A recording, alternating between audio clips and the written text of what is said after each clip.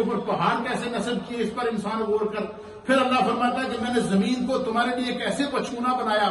پھر دوسری آیات کے اندر اب سورۃ الاعراف، یہ پارہ نمبر 8 ہے اور سورہ نمبر ہے 7 نمبر سورت ہے، اور سورۃ الاعراف کی آیت نمبر ہے 54. اس کے اندر اللہ تعالیٰ نے جو زمینوں اور آسمانوں کو پیدا کیا ہے اس کی حقیقت کو بیان کی. اچھا، یہ ساری چیزیں، یہ سارا وہ زمینی اور آسمانی سائنس ہے جو میرے مصطفیٰ نے اس امت کو دی ہے، جو آج سے 1400 سال پہلے.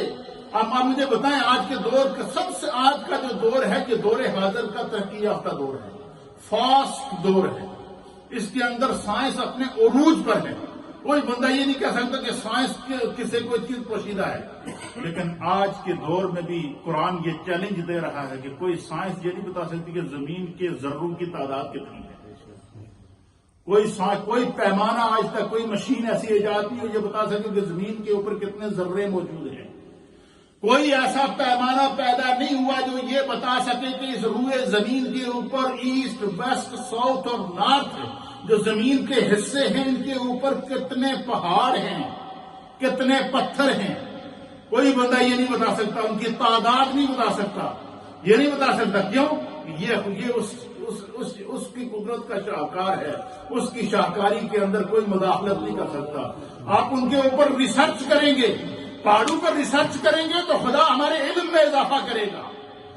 آپ آسمان کی طرف جائیں گے تو خدا ہمارے علم میں اضافہ کرے گا.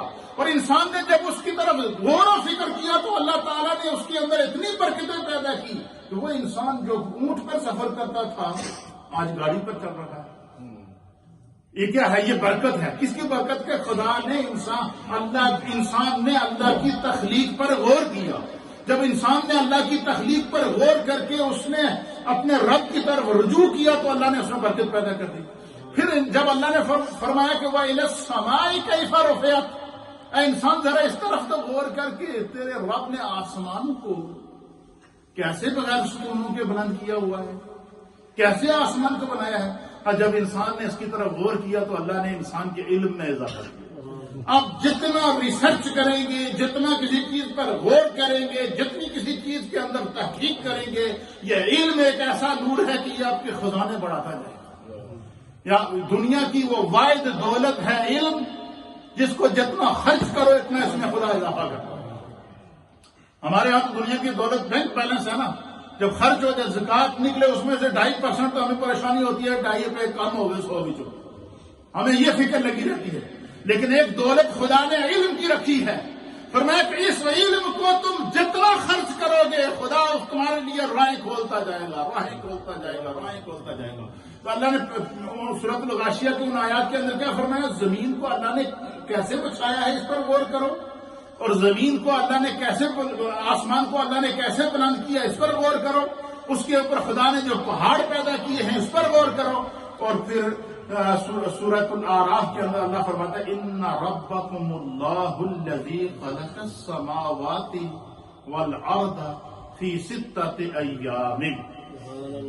اللہ فرماتا ہے کہ انسان ذرا اس پر غور کر کہ بے شک تمہارا رب اللہ ہے. ان ربکم اللہ، سب کو بیان کرنے کے بعد فرماتا ہے کہ تیرا رب کیا ہے؟ اللہ. ان ربکم اللہ، تمہارا رب اللہ ہے. الذی خلق السماوات والارض، وہ ذات جس نے 7 آسمانوں اور 7 زمینوں کو پیدا کیا. فی 6 ایام، 6 دنوں کے اندر. 7 زمینیں اور 7 آسمان اللہ نے کتنے دنوں میں پیدا کیے ہیں؟ 6 دنوں کے اندر. اب اس کے اوپر مفسرین نے بات کیا جو بڑی ایمان افروز ہے کہ 6 دنوں کے اندر اللہ تعالیٰ نے زمینوں اور آسمانوں کو پیدا کیا. یہ خدا نے چونکہ ہر چیز کو اس کے سرکل کے تحت، اس کے سسٹم کے تحت، یہ جو دنیا ہے یہ دارالعمل ہے، یہ سٹرگل کا نام ہے، ریسرچ کا نام ہے، یہ غور و فکر کا نام ہے.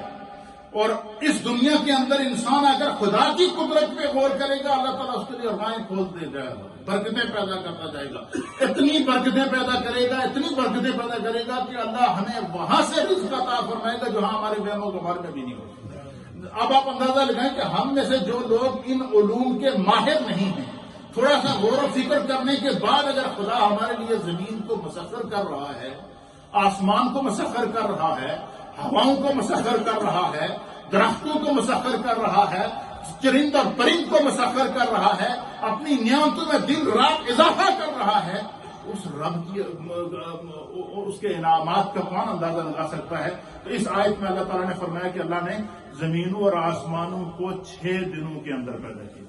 زمین اور آسمان اور یہ جو اللہ نے مخلوق پیدا کی ہے، یہ ان 6 دنوں کے اندر کون کون سے دن، کون کون سی زمین پیدا ہوئی ہے، کون سے دنوں میں آسمان پیدا ہوئے ہیں، کون سے دنوں میں پہاڑ پیدا ہوئے ہیں، کس دن جو ہے وہ اللہ نے جو ہے وہ سمندروں کو پیدا کیا، کس دن اللہ تعالیٰ نے جو ہے وہ اس زمین کے اوپر اپنی دیگر مخلوق کو پیدا کیا، اس پر انشاءاللہ العزیز آئندہ جمعے میں گفتگو کروں گا۔